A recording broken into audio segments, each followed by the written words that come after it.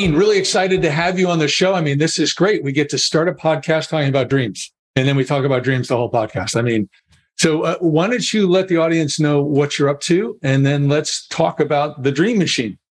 Yeah, absolutely. Happy to be here. I've been in the direct sales space for about 20 years. I'm a dad of two and happily married. And about during the pandemic, about 5 months in, I wrote a book called The Dream Machine.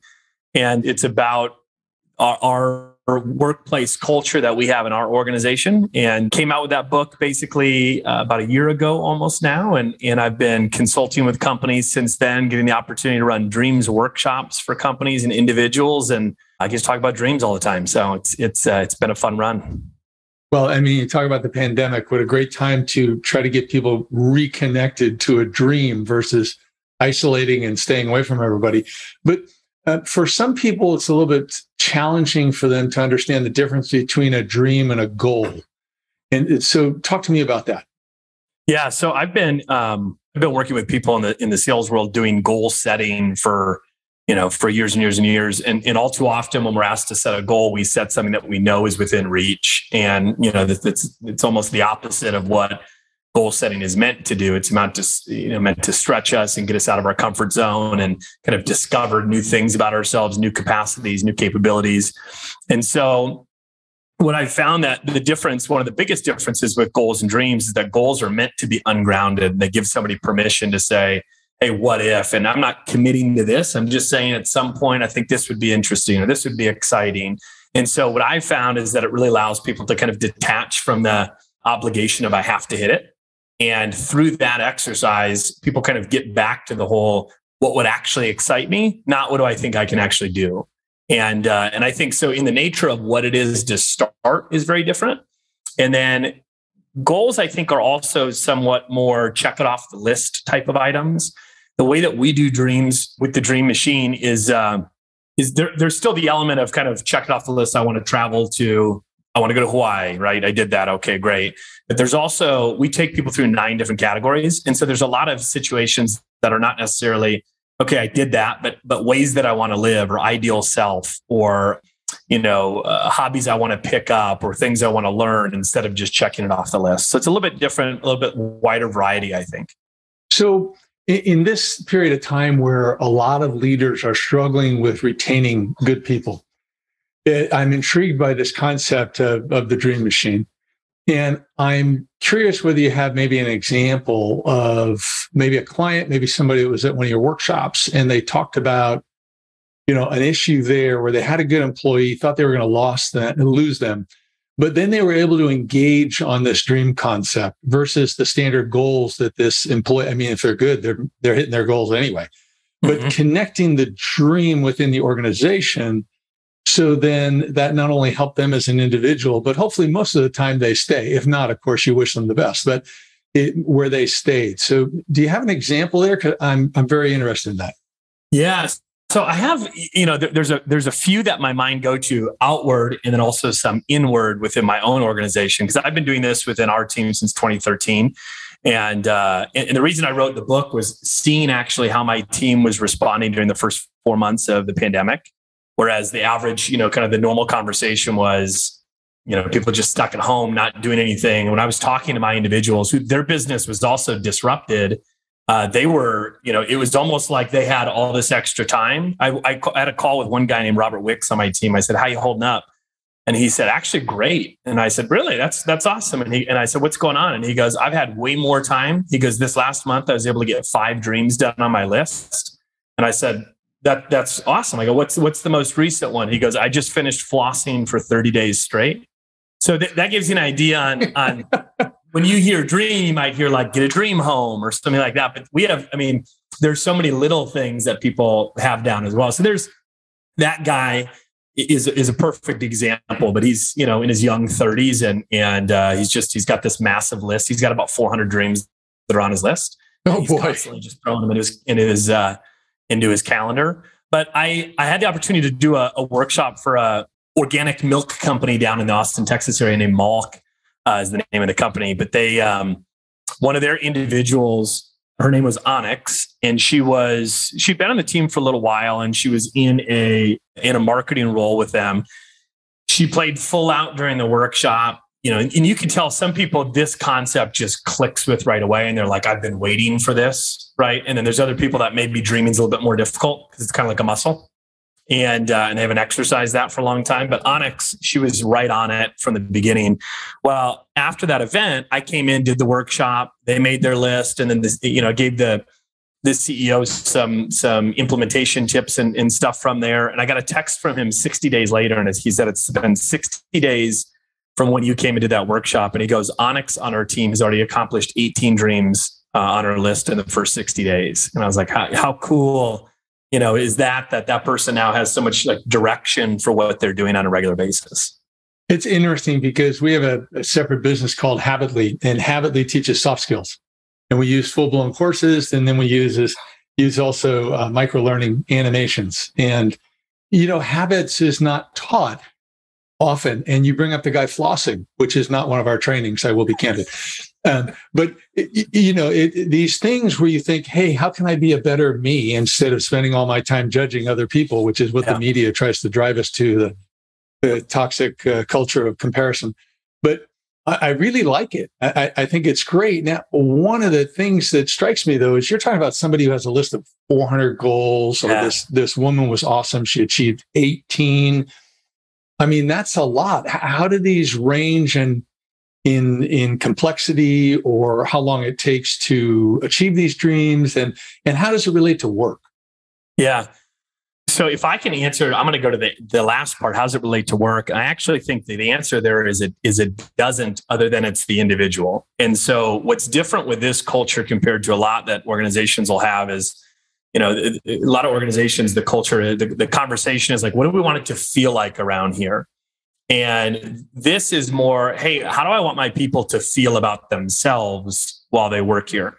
And so the dreams concept isn't about what you do here when you show up to work. It's not what we do on a daily basis. What it is, hey, you're on our team and we want you to be alive. We want you to be engaged with life. And in my experience, it's impossible for somebody to be on fire in their personal life and then show up a complete dud, to what they do on a daily basis. And so if I can, get that person engaged and just living, and maybe they're pursuing some health goals, or they're traveling, or they're doing things that, get them alive, it's so much easier for them to bring that energy to the workplace. And so what work then becomes is not this thing that I have to do, but it becomes the vehicle for them to accomplish the life of their dreams and to be able to do all of these things that, most dreams aren't free. Flossing your teeth for 30 days, that is.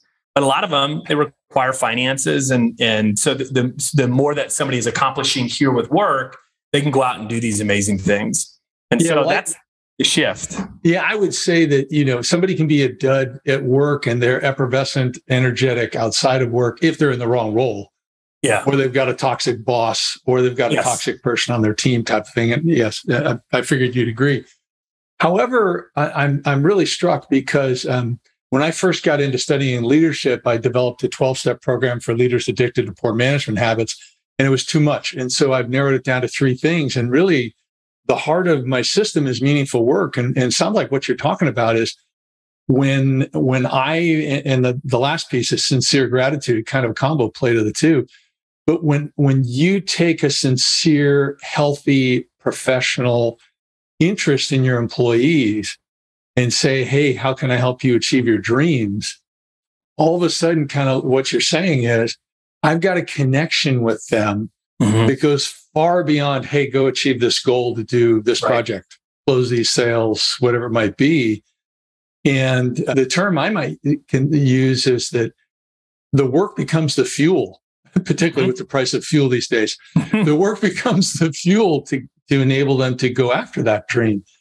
Let me go back to it, though. So what you've got is you've got people and you help them develop a list. Yeah. And it sounds like it's a list of much more than, what's in the next 30 days.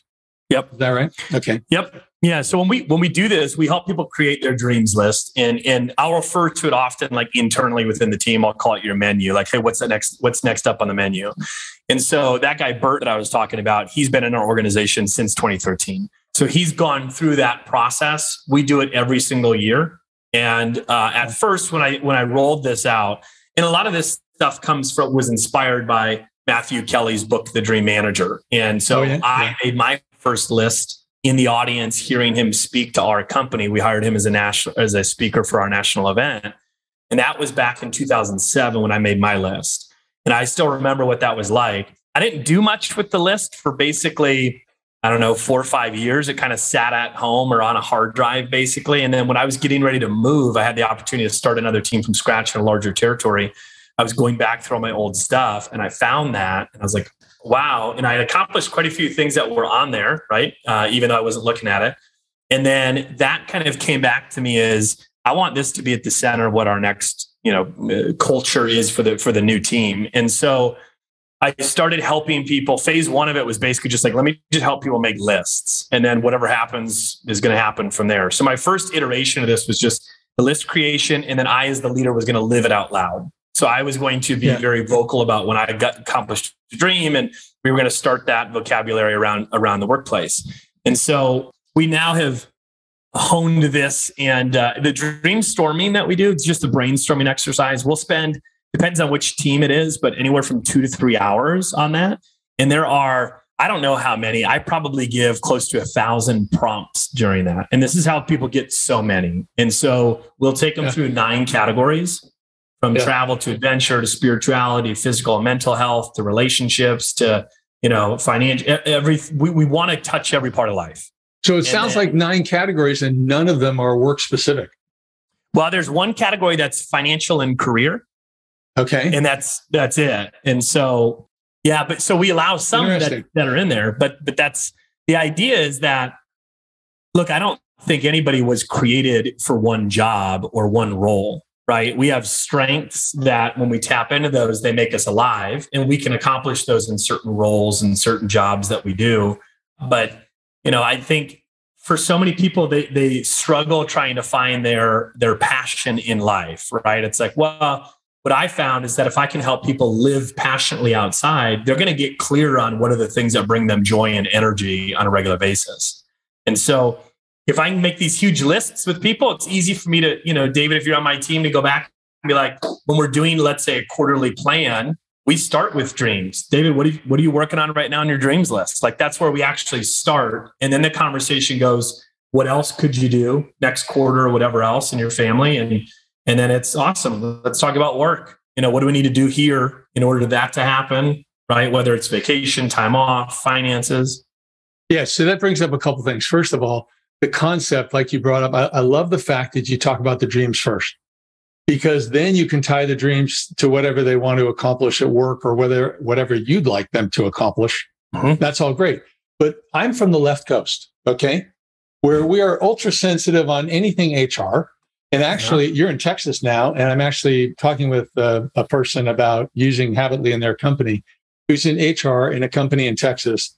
And they are hypersensitive in Texas, which is really surprising to me in Texas. But in California, you sneeze the wrong way, you're getting sued. So how do you balance that where you make certain you're not crossing any legal type of boundaries when you're saying, share with me what you want to achieve personally, and then we'll talk about work?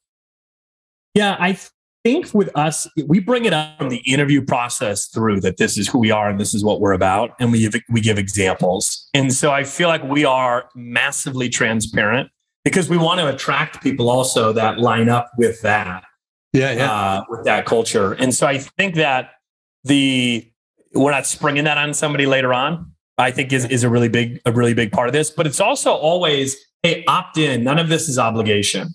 Right. And I think that once this becomes obligation is where it's the exact opposite of what it's supposed to be accomplishing. Yeah. And so when somebody makes their dreams list, like we have our annual retreat, August 8th, 9th, and 10th this year.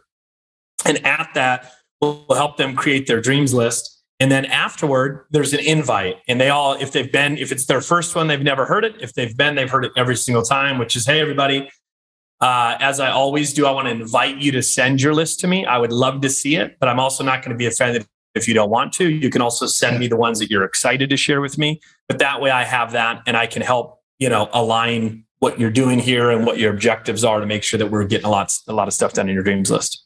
Okay. Are there situations where you encourage, or they do it on their own, where they say, And then I have these other dreams, but they're kind of personal. I do want to achieve them, but we can just call them dream 1, dream 2, dream 3. And so you may follow up without knowing and not pushing and just saying, hey, how you doing? You had those 3 other dreams.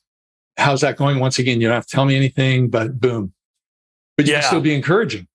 Absolutely. And I don't think there's any issue with that. Now, I will say I have yet to have that happen once, but I also think it's because I am an absolute open book in the way that I run our organization. So I share all of my personal ones, even the health ones where it's like, I want to reach blank in my health and I want to do this. And it's, so I'm very, I talk about my marriage dreams that are on there. I talk about the ones with my kids. So I think part of it is how I lead our team also opens up a lot of vulnerability, a safe space for people to want to share. Yeah. And I think a key thing too, that you brought up is that you are bringing it up in the hiring process. Mm-hmm. So it's a filter for people to understand this is the way we operate. If it makes you uncomfortable, that you don't want to hear my dreams or somebody else on the team, or it's uncomfortable for you, might not be a fit. So that's very interesting. Let me go back to, because on Habitly, we find it this huge thing is how often you go back to these dreams or these goals or the habits you're trying to develop. And I love the fact you're reviewing them annually. You said you're looking at them quarterly. So kind of 2 questions for you is, as a leader, and I've got direct reports on my team, what have you found to be the ideal time frame that you're kind of just touching base? It can be as casual as, how you doing on your dreams list? Or it can be more focused. But how often is the manager going back to their direct reports and kind of doing a check-in? And I hope that, and I'm sure it is with your organization, I hope that's a check-in that is a friendly, encouraging, no pressure type of deal. But how often do you find is the best rhythm for that? Okay, so the actual check-in, I think if they're doing that quarterly, it's just the purpose of that, I think is great. What we try and do, when this works best is when it is bottom up. And what I mean by that is it's not like, hey, the leader's saying everybody must do this. Bottom up in terms of, look, the people on the team are just all going after their dreams, right? And that breeds more of it. And so we do things, every meeting that we have, whether it's weekly, monthly, quarterly, doesn't matter. We open up the exact same way, which is stating who we are, right? So I just had our first, actually, since COVID, we had our first in-person, large conference. We had about 150 people that were there. I know, it felt great. This was 2 days ago, and we had about 150 people there. This was in Minneapolis, and it was very refreshing to be back in person. And the first slide said, the division of dreamers. And essentially it was, and then I went through what our mission statement is, which is to live the life of our dreams and inspire others to do the same. And then on there, I had 6 slides of everybody who recently accomplished a dream since the last time, the last meeting like this that we had virtually. And so I had 6 slides. There's probably 250 dreams that were on the slides. And I just, hey, I pointed out a few. And for instance, and this is what I love. I go, I'm going to point this, and there's names attached to them. I said, I'm going to point out Tyus. Tyus had on here that he wanted to and had a deeper connection with his siblings. And then the next one down, and mend relationship with father. So those were 2 in a row. This is how open our team is, which is great. Yeah. And then the one underneath that said, gamble in Las Vegas. And I said, that just sums up who we are. You have these 2 family ones, and then and now he wants to go gamble in Las Vegas. Yeah. I want to go lose money in Vegas. Yes. And so so having that, what it also does is that kind of stuff nudges. We don't do it like that many all the time. Let's say it's more of a regular meeting and somebody just accomplished their dream. I'll say, hey, I want to spotlight Alex here. Actually, this just happened. Casey Fenlon just ran his first marathon in Duluth, the Grandma's Marathon. Casey, the floor is yours. Give us 60 seconds of highlights, man. What was it like? And so he gets to relive it in front of the team. He gets recognized publicly for not being who he is at work, but being a hard-charging individual that's accomplishing his dreams. And what I found that does is that's the friendly nudge to everybody else on the team. That's like, I got to look at my dreams list, or what's next up for me. Instead of, hey, you got to do your dreams. They're just hearing of other people. So it's more of an opt-in culture as opposed to an obligation. Oh, what about this other aspect? So you talk about Matthew Kelly with the Dream Manager. And so let's say somebody says, I want to buy a home. Mm-hmm. Do you as an organization either recommend like a Dave Ramsey coach or a financial planner or something like that for the person to consider, or pick up the tab a little bit for them to meet with somebody? I mean, there's so many opportunities to be the connector and for you to build good faith and goodwill with your person through this. The way that I made this for mine, I read The Dream Manager after hearing Matthew Kelly speak. And I'm like, man, this is awesome, but I don't have a budget to pay somebody a salary to be the Dream Manager.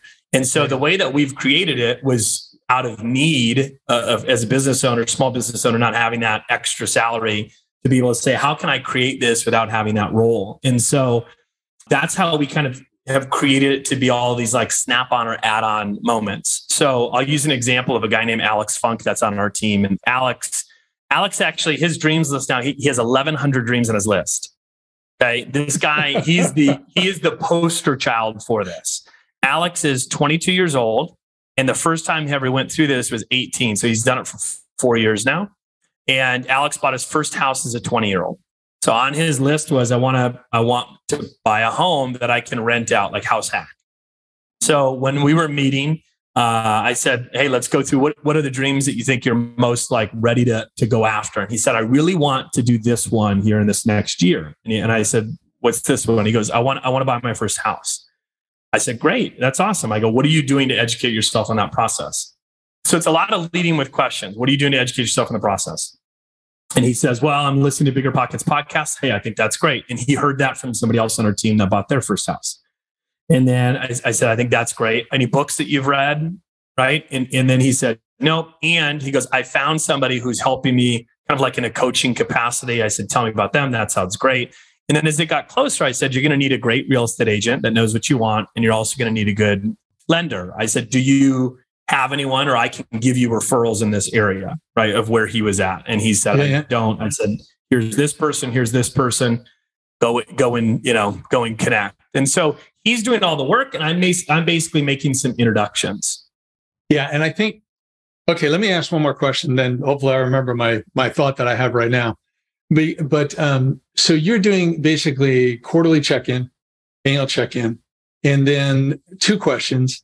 Is there any other check-in by the manager with the direct report on a shorter interval than quarterly? And also, when you're teaching people with their dreams, are you teaching them to look at them once a quarter or once a day? Or what is the method there? Because I find that good intentions don't always translate into results. Yep. So it all starts with our annual event, which just timing wise for us is August. So we do this thing in August. And as I take, and this is now what I would do for other companies where I'll go in and do that retreat, that workshop. And so the last portion of it is for them to do some planning. And so what they'll do, kind of the prompt is identify the dreams that you think have even the slimmest chance of possibly being completed within the next 6 to 12 months. So they take their massive list and they distill it down to, let's call it 10 or 30 or something like that. And then they start doing research, and I walk them through that. Just simple, hey, what steps would need to happen for that? What kind of money would be involved in that? What about this? And so they start to get that list to this, right? And then on the spot, we ask them to take action on one thing, right? So the idea is that they're putting something in motion. And so at that, we end with everybody has taken action on something, whether it means like signing up for a workout class or buying a plane ticket or something like that. So the energy is awesome at the end of this. And so that's how we leave, is them having a list of, these are the things I think I can get done. And this is the one that is for sure getting done. And what I have found is that as long as we celebrate when they accomplish that first dream that they basically just prepaid for, right? If we celebrate that and ask what's next, it sometimes is as easy as that, where it's like, Alex, great job. Let's spotlight you so you get recognized. That feels good, right? Especially Alex, he's a words of affirmation guy. So we, put him up on the big screen, talk about how great he is. He loves it. And then we ask him, hey, what's next? Do you know the next thing that's on your list? And he's like, yep, I got this coming up on the next thing. And so for there are certain people that we found just run with this concept, and then they are kind of the ongoing commercial. But the rest of people, when I say quarterly, it's like quarterly, it is a very intentional, let's sit down and talk about your dreams, right? And it's just that. All throughout the year, dreams are in the conversation, right? So that is like the sit down. We're not going to really talk about work right now. We're just going to be talking about your dreams. And throughout, whether it's once a month, our level of connection with our people in terms of communication is large. Like we're talking to our people, every day, every other day. And so, to say exactly how often it's happened in our organization, I don't think is necessarily the way that all organizations are run. And so I would say monthly would probably be perfect where it's in, but it's in all of the agendas. So it's constantly in front of them.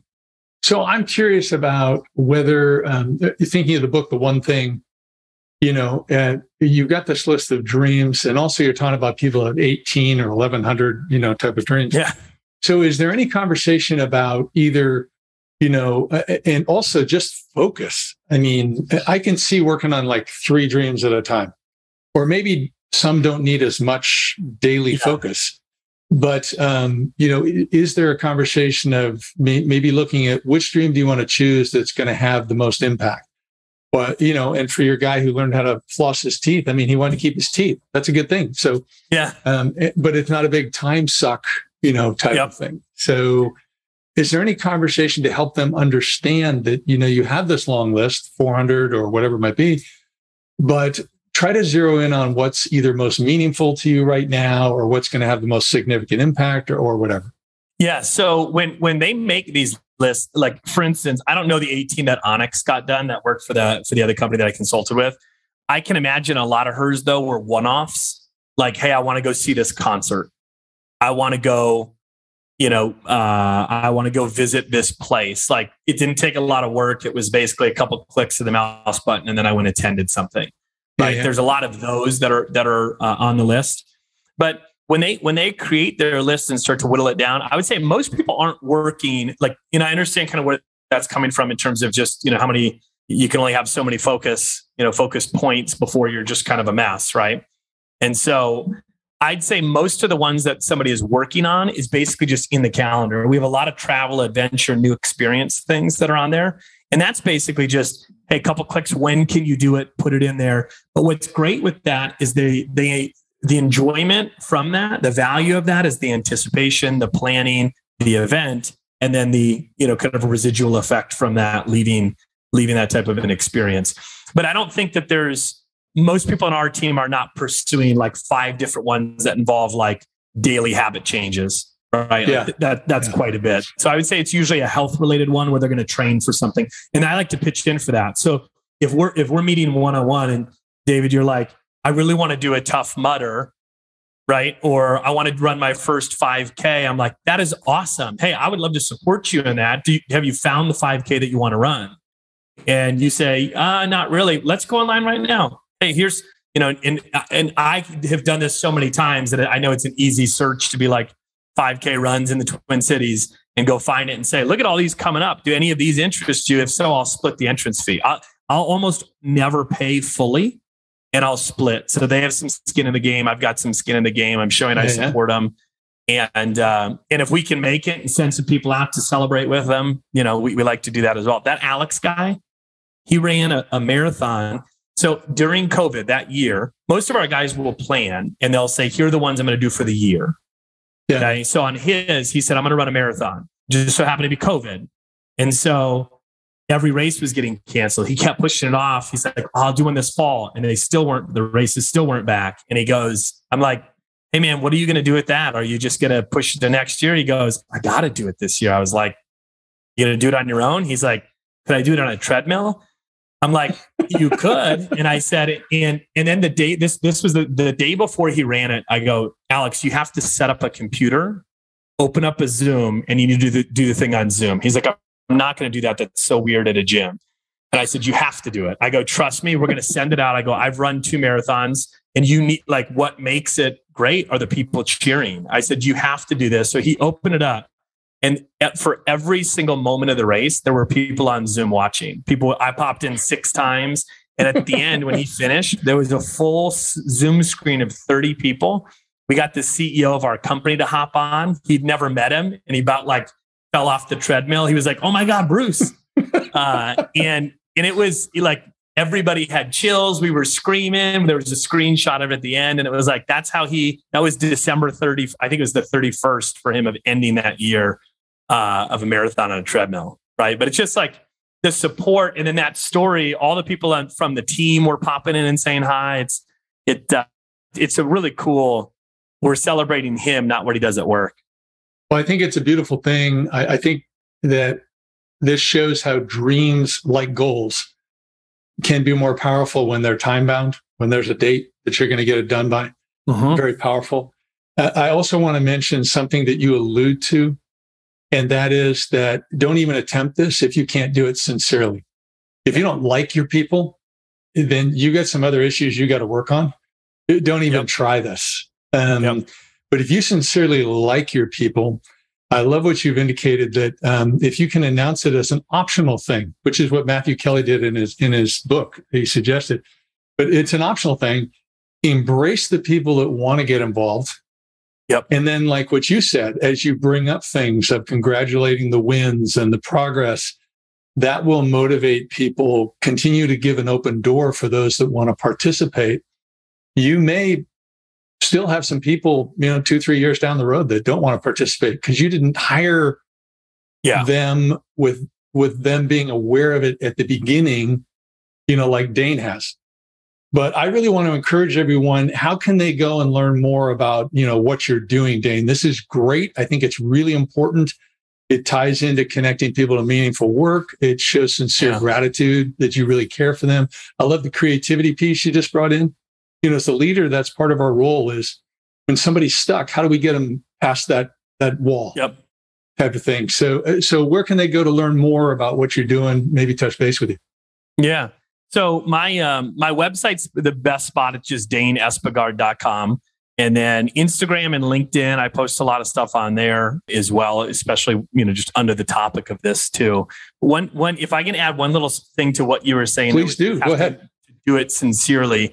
What I found for me and for a lot of other leaders with this is this concept of the dreams gives permission for the CEO, the leader, the business owner to actually voice their life. And what I think happens, and I don't think this happens for everybody, but I went through this, that I was attracted. I worked at an organization, 18, 19, 20, 21 years old. I wanted to stay with the company post-college because of what I saw, the lifestyle of certain people in the business. And I said, I want that, right? I relate to them in terms of their values and the way they live life. And it looks like they're earning well, they have a great family, they travel. And then what happened is that I advanced in the business. And then it was like, once I reached a certain point, the vacation that I was going to take, I wasn't as vocal about it because I knew the people on my team maybe didn't have the same finances or autonomy and schedule to be able to do that.